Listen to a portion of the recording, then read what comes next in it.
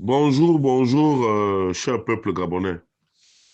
Nous sommes aujourd'hui le mardi 7 janvier 2025. Il est présentement 8h56 ici à Blois-Chambord. Je suis votre humble serviteur, Wilfried Okumba Kamitatou, l'aîné d'Andjogo. Ce matin, je dépose mes valises chez son Excellence, M. Brice Clotaire Oligui Nguema, le président de la transition, chef de l'État, chef suprême des armées, président du Conseil supérieur de la magistrature, ancien ministre de l'Intérieur, ancien ministre de la Défense, commandant en chef de la garde républicaine. Monsieur le président de la transition, c'est moi. Veuillez me recevoir. Monsieur le président, il y a une espèce de cacophonie depuis hier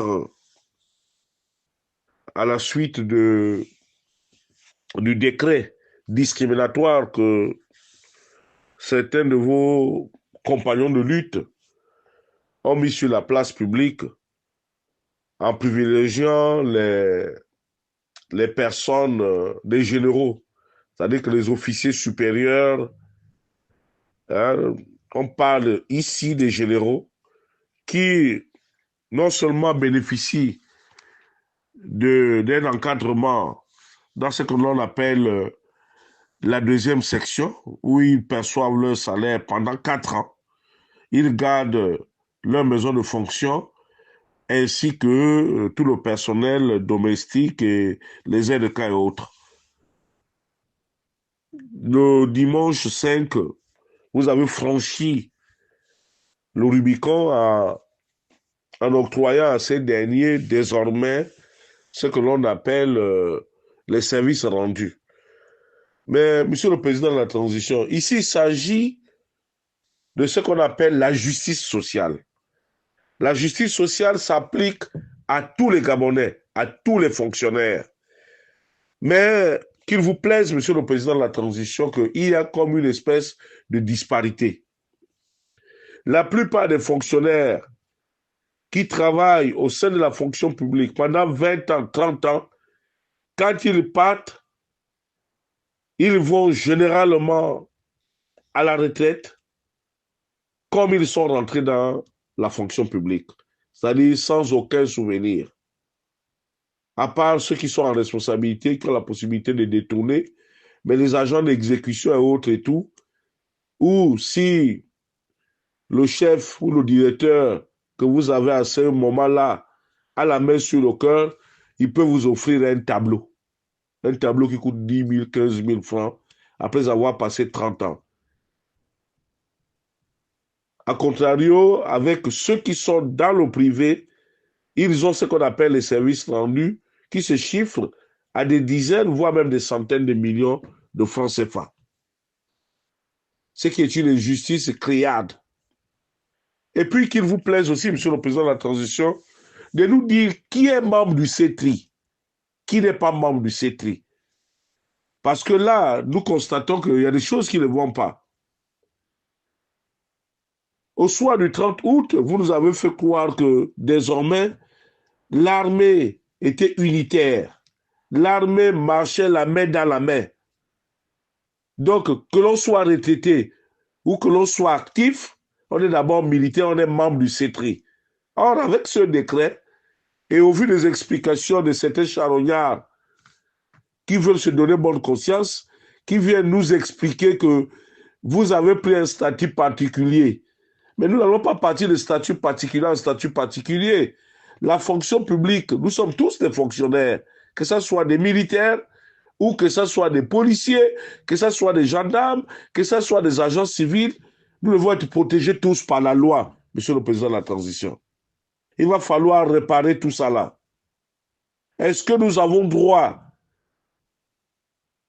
aux indemnités de fin de service ou pas, Monsieur le Président de la Transition? Il faut répondre objectivement, répondez objectivement à cette question, Monsieur le Président de la Transition. Répondez objectivement à cette question, Monsieur Ndonsima. Répondez objectivement à cette question, Maïs Mouissi. Répondez à cette question objectivement, Charles Baïkom. Parce que là, c'est de la provocation de trop. La République est une et indivisible. Nous sommes tous les enfants d'un même pays et cet argent nous appartient à tous. Il n'y a pas un Gabonais supérieur à un autre Gabonais, monsieur le président de la transition. Ça, je refuse cela avec la dernière énergie, Excellence. On ne peut pas traiter les autres de cette manière. Voyez-vous, aujourd'hui, nous sommes en danger. Vous êtes en danger, monsieur le président de la transition. Les gens n'ont pas le courage de vous le dire. Vous êtes pratiquement entre la vie et la mort, monsieur le président de la transition, avec ce décret à problème. Non seulement vous n'avez pas tenu parole lors de votre prise de pouvoir, vous avez promis à la grande muette de leur reverser, de reverser à chacun l'équivalent de 4 500 euros, ce qui sous-entend 3 millions de francs CFA. Depuis 14, 15, 16 mois, ça murmure dans les casernes, monsieur le président. Et j'ai comme l'impression qu'il y a une lettre de cachet, il y a un coup d'état intellectuel que l'on prépare contre vous.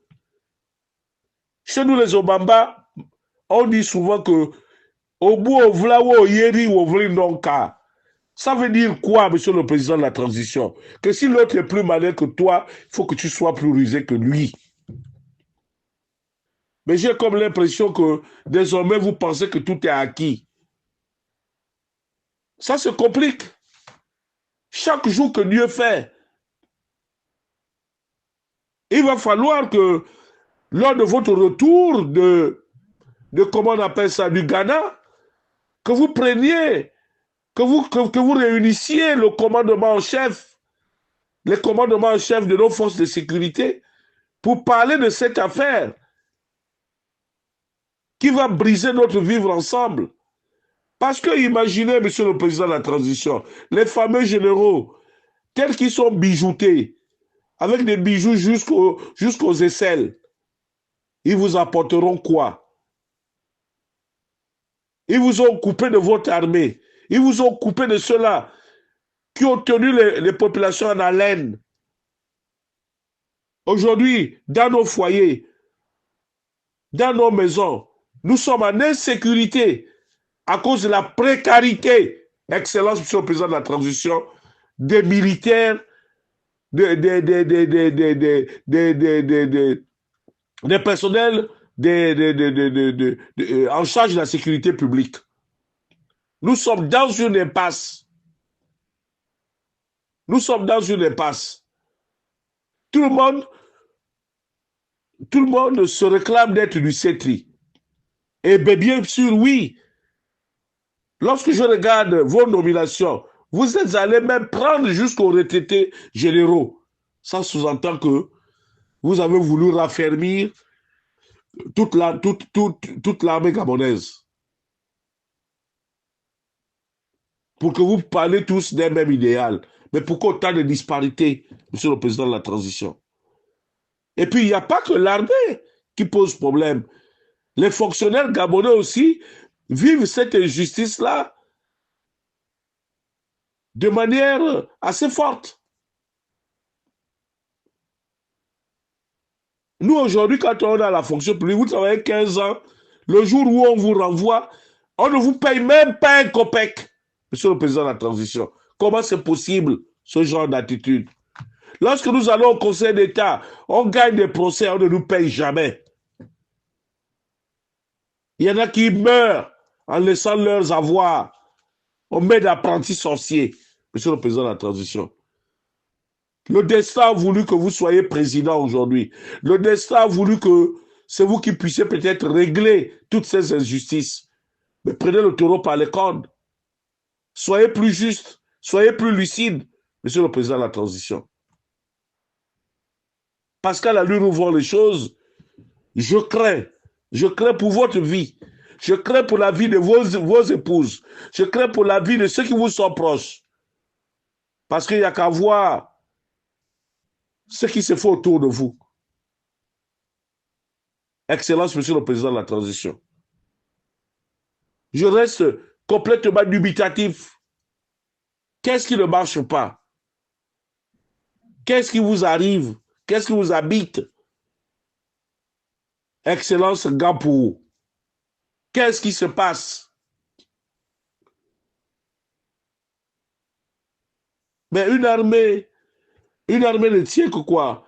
Il faut qu'il y ait des hommes de troupes, il faut qu'il y ait des officiers intermédiaires, il faut qu'il y ait des officiers supérieurs. L'armée, c'est un tout, monsieur le président de la transition. Il n'y a pas longtemps, vous avez créé une situation complexe. Parce que pour assouvir vos propres envies, épouser une deuxième épouse et tout. Et ça a ouvert quoi? Mais avec nos salaires aujourd'hui, une épouse suffit. Vous pouvez vous permettre d'avoir 1000 ou 2000 femmes puisque vous avez les caisses de l'État à disposition. Mais est-ce que vous voyez le danger que court l'armée gabonaise en donnant aux officiers la possibilité d'avoir 2 femmes? Ça veut dire que bientôt, on viendra nous braquer dans les maisons. Monsieur le président de la transition. Nous sommes pratiquement comme si nous étions en Birmanie, où l'armée règne en terreur, où l'armée fait la terreur, autant pour moi. Quant aux militaires gabonais, je dis, l'heure est grave. L'heure est grave, chers compatriotes. Il n'y a pas seulement que vous qui devez bénéficier des services rendus, c'est l'ensemble des fonctionnaires de l'État gabonais qui doivent bénéficier de cela. Les Donsima peuvent s'en foutre. Les Chalmais peuvent s'en foutre. Les Maïs Mouissi peuvent s'en foutre parce qu'ils pillent l'État. Ce qui n'est pas le cas de tout le monde. Et puis il y a cette impunité, monsieur le président de la transition, qui monte en puissance, qui sévit. Aujourd'hui, plusieurs membres de votre famille, plusieurs membres qui composent le gang qui dirige le Gabon, sont en train de s'enrichir ostentatoirement, au vu au su de tout le monde, en arrachant les terrains aux gens, en posant des actes infamants, monsieur le président de la transition. Nous ne pouvons pas aller aux élections dans un climat de terreur comme celui que vous êtes en train d'instituer aujourd'hui. Ce n'est pas dans vos gènes, monsieur le président de la transition. Il ne faut pas qu'on vous amène à avoir une casquette qui n'est pas la vôtre. Il va falloir que vous puissiez vous asseoir. Prenez une semaine. Allez-y dans le Haut-Ogooué profond. Vous prenez une semaine. Allez-y chez vos papas là-bas. Dans le Wellington. Essayez de vous ressourcer pour réfléchir sur quelle impulsion vous devez donner au Gabon. Nous attendons de pied ferme aussi, monsieur le président de la transition, le démantèlement de ce gouvernement, fait de briques et de blocs, d'escrocs de grands chemins, monsieur le président de la transition. C'est pour cela que je souhaite ouvrir la parenthèse en ce qui concerne le ministère du tourisme et de l'artisanat. Il y a un ivrogne patenté, un voleur de haut vol, Sifo Ogooué Pascal. Vous avez mis à sa disposition 4 milliards de francs CFA. Ces 4 milliards l'ont servi à quoi? À réhabiliter Cap Caravane, son hôtel. Est-ce que l'argent du contribuable, c'est pour réhabiliter les projets de gens? Monsieur le président de la transition, à quand la prison pour Sifo Ogooué? Aujourd'hui, la paix sociale n'existe plus au sein du ministère du Tourisme, monsieur le président de la transition.